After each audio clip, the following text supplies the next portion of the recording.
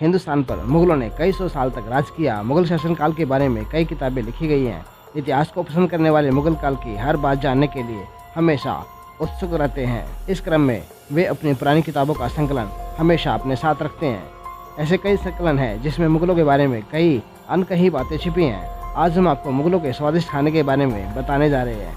पुर्तगाली व्यापारी मैनरिक ने भी मुगल शासन पर किताब लिखी है। उनकी किताब में इस बात का जिक्र है कि पहले से चली आ रही मुगलों की परंपरा को शाहजहाँ ने भी आगे बढ़ाया। शाहजहाँ भी अपने पूर्वजों की परंपरा को आगे बढ़ाते हुए हरम में अपनी बेगम और रखेलों के साथ खाना खाता था। मुगल शासक और उनके करीबियों को खाना किन्नर परोसते थे। वहीं खाना बनाने से पहले शाही हकीम तय करता था कि क्या क्या व्यंजन बनेंगे। डच व्यापारी फ्रांसिस्को पेलसार्थ ने भी अपनी किताब जहांगीर्स इंडिया में मुगलों के खाने के बारे में लिखा है। वहीं मैनरिक की लिखी किताब ट्रेवल्स ऑफ फ्रे सेबेस्टियन मैनरिक ने भी मुगलों के खान पान का जिक्र है। उन्होंने अपनी किताब में लिखा है कि मुगलों के शाही व्यंजन रोज़ तय होते थे। इसका पूरा जिम्मा हकीम पर होता था। हकीम शाही भोजन में ऐसी चीज़ों और औषधियों को शामिल करते थे जिससे मुगल शासक स्वस्थ रहें और ताकतवर रहें।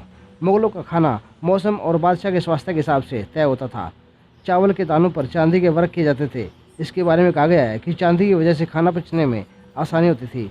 इसके साथ ही यह काम उत्तेजना को भी बढ़ाता था। शाही खाना गंगा नदी और बारिश के छने हुए पानी में तैयार किया जाता था। जब भी मुगल काल के भोजन की बात आती है तो गोश्त, चिकन और मछली से बने खानों का जिक्र होता है। इतिहास के पन्नों पर नजर डाली जाए तो यह तथ्य उजागर होता है कि मुगल बादशाह अकबर, जहांगीर और औरंगजेब सब्जियों और साग पात के शौकीन थे। अकबर अच्छे शिकारी थे, लेकिन उन्हें गोश्त खाने में कोई विशेष लगाव नहीं था। मुगल बादशाह जहांगीर को शराब और अफीम की लत थी। जहांगीर ने खुद अपनी आत्मकथा तुझू की जहांगीर में बताया कि उनकी ज़िंदगी में एक ऐसा समय भी था जब वह एक दिन में 20 प्याले शराब पी जाया करते थे।